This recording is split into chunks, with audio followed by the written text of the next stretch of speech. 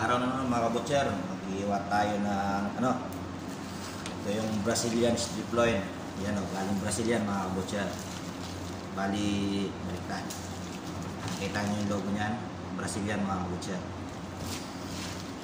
Baliwain ko siya para gawing steak. Pag-display namin sa counter mga kabutcher. Yan, punasan muna natin siya ng tissue. Bali chilled na yan, chilled beef yan mga kabutcher, hindi siya fresh. Kaya panoorin nyo paano namin pihiwain gagawing steak. Trim muna natin sa pinaka-umpisa. Bali 1.5 inch yung hiwa namin ito mga kabutcher. Kaya kita nyo yan.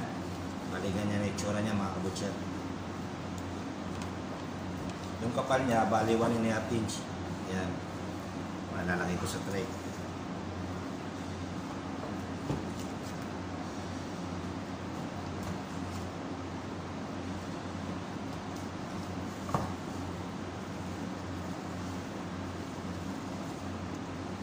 Yan, bali ganyan itsura niya pag dinisplay namin mga kabutcher.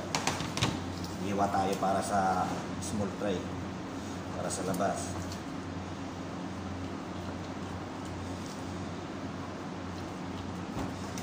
Yan, para yun mga kabutcher kasi apat lang kailangan mo sa labas.